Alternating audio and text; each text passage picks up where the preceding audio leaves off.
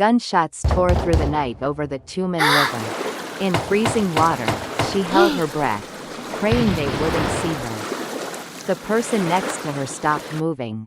Her name was Yeon-hee, a girl from a northern coastal city who dreamed of running for her country. But one day, everything changed. She was taken to a secret compound, surrounded by barbed wire, trained to become a spy. During a parachute jump, something went wrong.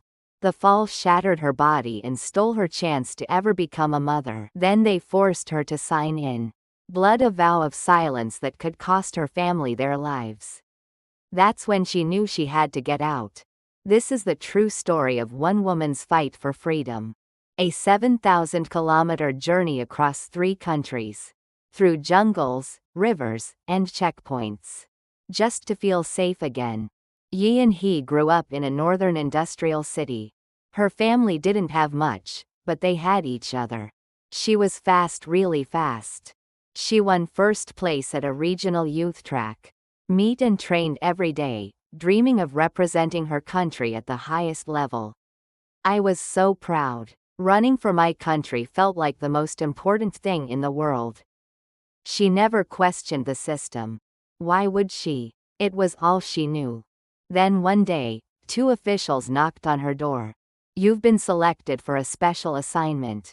No explanation. No choice. She said goodbye to her parents, not knowing when or if she'd see them again. The truck took her to a place she didn't recognize. Barbed wire, armed guards, concrete walls. It was a training facility for operative spies sent to infiltrate South Korea. The training was brutal. Hand-to-hand combat, firearms, explosives, code breaking, and high-altitude parachute jumps. I watched someone die during a drill.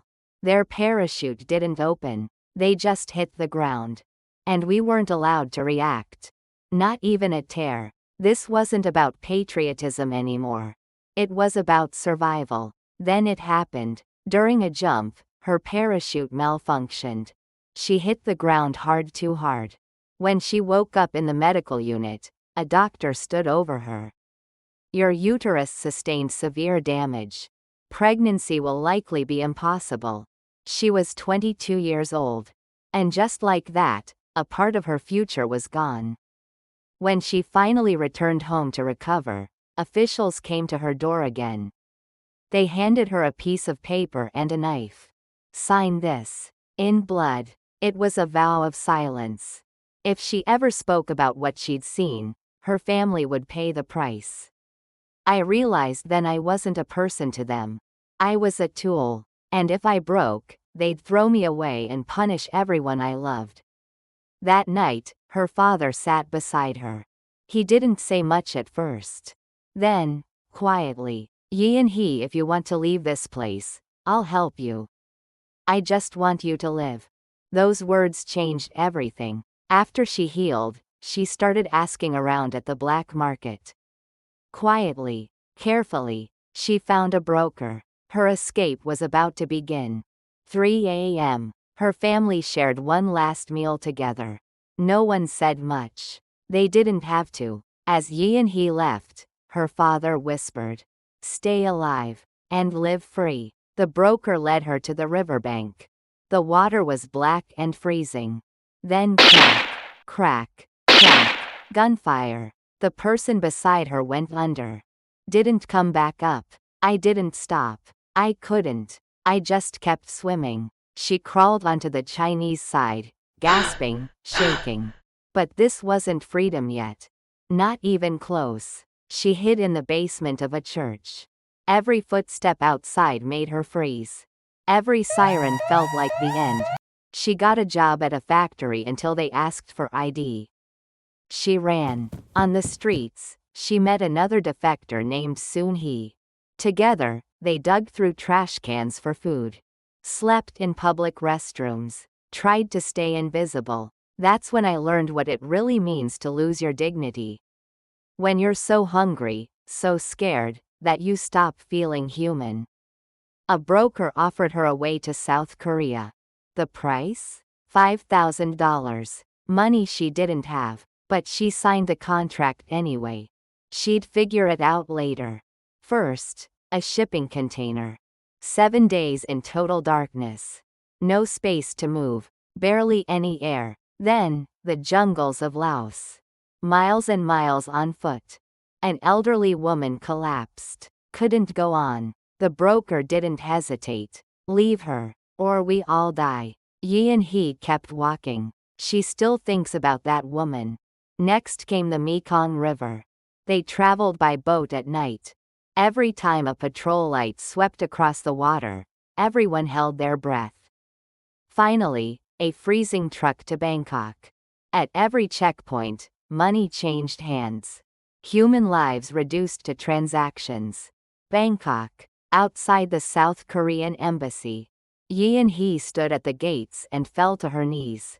I made it. I actually made it. 3 months. 7,000 kilometers. 3 countries. And she was finally safe. She went through security interviews. Showed them her scars. Told them her story. They believed her. She was sent to a resettlement center for 3 months of orientation, learning how to live in a free society. For the first time in her life, she took a hot shower. Ate a full meal without fear.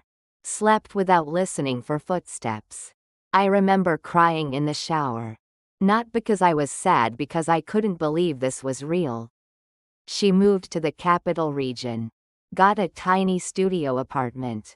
Started working part-time at a convenience store. But adjusting wasn't easy. Her accent gave her away. Co-workers whispered. Some avoided her. She quit. I didn't belong in the north anymore. But I didn't feel like I belonged here either. She saved every dollar she could. $20,000. Enough to pay a broker to bring her family out. Months passed. Then the call came. Your mother passed away 2 years ago. Yeon-hee collapsed. All that work. All that hope. And her mother was already gone. A woman from a defector support group sat with her for hours. Your mom wanted you to be free. Don't let her sacrifice be for nothing. A few months later, her phone rang again. Her father and brother had made it out. At the airport, they ran to each other. No words. Just tears. Her father held her and whispered. Your mother's last words were, "Tell Yeon-hee I'm sorry. And tell her to live free." In that moment, Yeon-hee understood. Freedom isn't free. But it's worth everything. She enrolled in college. Studied social work. Started volunteering at a defector support center. She began speaking publicly at universities, human rights events, conferences. She recorded her story for documentaries. Started writing a book. She wanted the world to know what was happening and what it took to escape. I'm not just a defector anymore. I'm a South Korean citizen. A college student. An activist. And most of all, I'm free. Yeon-hee's story isn't just about escape. It's about resilience, love, sacrifice, and the price of freedom. Her journey asks us to reflect. What does freedom really mean? What is a human life worth?